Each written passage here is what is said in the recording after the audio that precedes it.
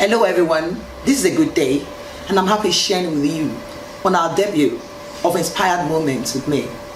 As you can guess, my name is May Mayowa, but my friends call me May.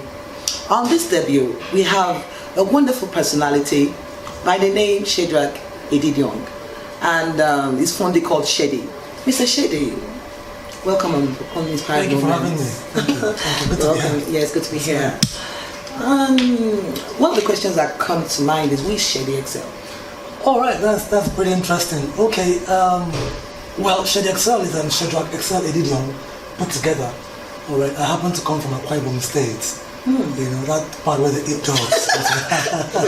You know, so I am, Sheddy Xcel. I run a company, you know, that's called Cream Entertainment. Cream Entertainment. Yes, we do events, we do music, we do all sorts. There's this particular event that we do every year in the prison. Okay. And all of that. Whatever touches lives, you know, we're into it. I'm a husband, I'm a father, you know, transparent, as you probably can see.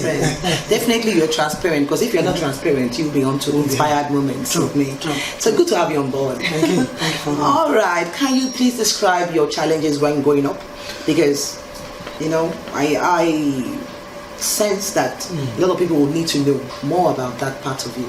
All right, growing up for me was pretty much challenging for several reasons. Number one, we were really very poor.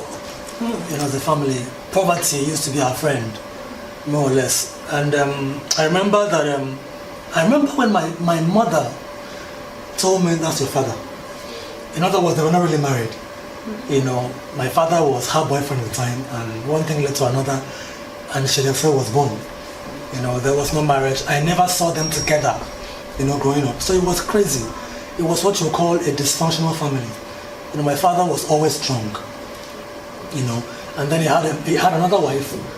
My father would come back like 12 in the night, 12 midnight, and the wife was standing there looking at him. Why are you coming back by this time? My father would say, woman, your face looks familiar. That's your wife. So it was really crazy, you know. But I somehow, in the midst of that madness, I made up my mind to become someone in life, you know. And I lost my mother. My mother happened to be the only person taking care of me.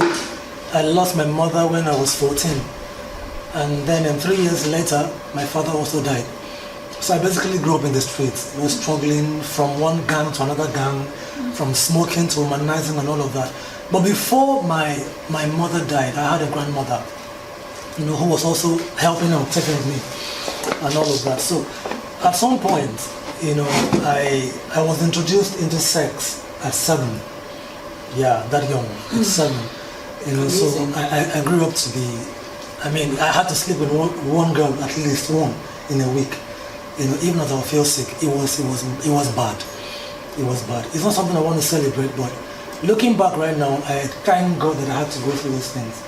You know, because they formed my values in life that helped me to actually become better, so to speak. So at the age of 7, you were abused? Yes. If I should use the word, abused? Yeah. In fact, a friend of mine actually told me, that means you were never a virgin. I said, well, at least for 7 years. That's funny. It's amusing, but there was this house girl, you know, this maid, domestic maid that my neighbor had. You know, we used to be very close, and then when my mother and grandmother were out of the house, she would call me in, you know what I mean. And that was one of it. That was. I can imagine what you went through. It's crazy. Wow. I couldn't tell my mother, I couldn't tell anybody. It's crazy. You know, thankfully. You said something that got me thinking. In the concerning your pardon me, I'm not short of words right now because I'm amazed. That's what happens when I share my story. You really went through a lot. Honestly, I thought I went through a lot, but you did went through hell. Now, you saying what you're talking about now, like your parents were often ultimately, that was what it meant. Yes. You didn't have relatives or what? Well, I actually do. My relatives, I have cousins, I have aunties, you know, in the UK as we speak. But you know, they're not really part of my life. I grew up in the struggle. I grew up on the streets. They were always there, but they were not really part of my life. As a matter of fact, there was a part of my life where I had to become a fisher boy. Yeah, to make ends meet. Not fisherman, fisher boy. Fisher boy. At 14, 15 years, I had to learn how to catch fish. The struggle was crazy. It was real. You know, I had to learn to cut fish just to make a living.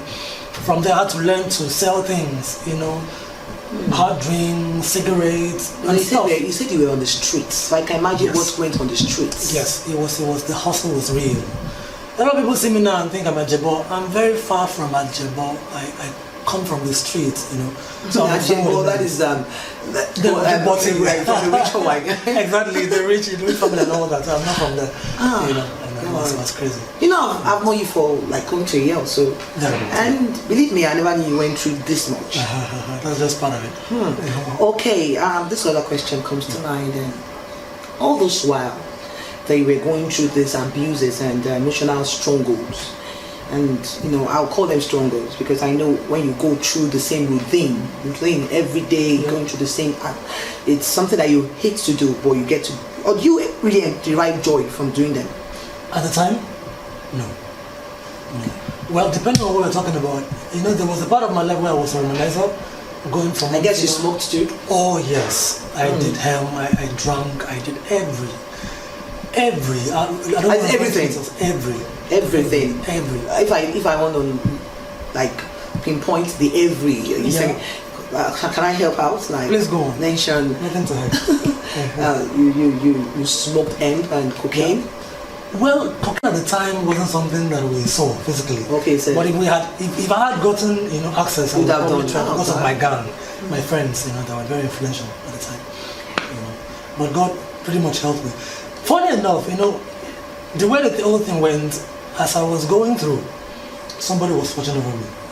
It didn't let me overstep my boundary. If you understand what I'm saying, I would have probably died. There was a time I went to the swimming pool and I jumped in, and the life jacket that I rented failed, and I was sinking, literally. For some reason, someone that was standing around just jumped in and rescued me. And I'm wondering, you know, years back, why was he standing there? I had rented a swimming pool, or rather, swimming and stuff. Yeah, and then I jumped in, and then the thing fell. As a matter of fact, I went to the highest point. I bounced myself and I jumped in. You know, so there was always this God watching over me, even though I didn't know. You know, he was watching over me. You mentioned the God, G-O-D. Exactly, the big G. He didn't let me overstep my boundary and die. That's probably because, I mean, he could.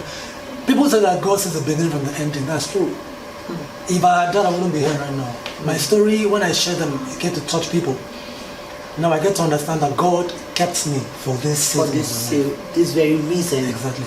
And one was this, you know, Inspired Moments is a program that is meant, I use the word show, that is meant to unleash the mysteries of grace, because you just said something about God. Yeah. So the mysteries of grace is what you just said about, because you don't mean just spoke about, pardon me, you know, because just like when you being rescued from getting to drown, and the others and all that, it takes mysteries, it takes the grace of God. Now the question that would always come up on this show is, when was that inspired moment?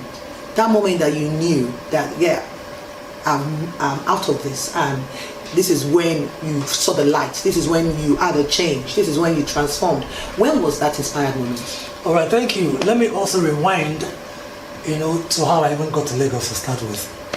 You know, I was in Akwa Ibom State, and I used to have an older sister, you know, who was in Lagos at the time. And then one day she came to Akwa Ibom and said, "What are you doing in the village? Come, let's go to Lagos." I'm like, "Okay, what's there? What's happening?" She said, "Okay, let's just go." And I followed her the first time. We got to Lagos, and to cut the long story short, the man that was meant to marry my sister, she's late now, my sister. Oh, sorry about that. Yeah, that's another chapter entirely. The man that was meant to marry my sister, all of a sudden, said he wasn't going to marry her anymore. Now, before that, we were living large. You know, coming from the village and all, we're drinking, you know, having the big life and stuff. And all of a sudden, the man just got off from us. Eventually, we had to sell properties. We couldn't pay the rent anymore. We couldn't sustain ourselves. Eventually, the landlord kicked us out of the house.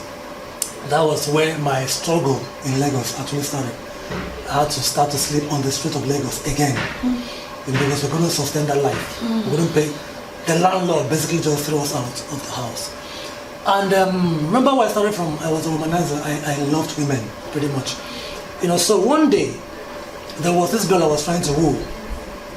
You know, for some reason, she happened to tell me there's this guy that can change your life.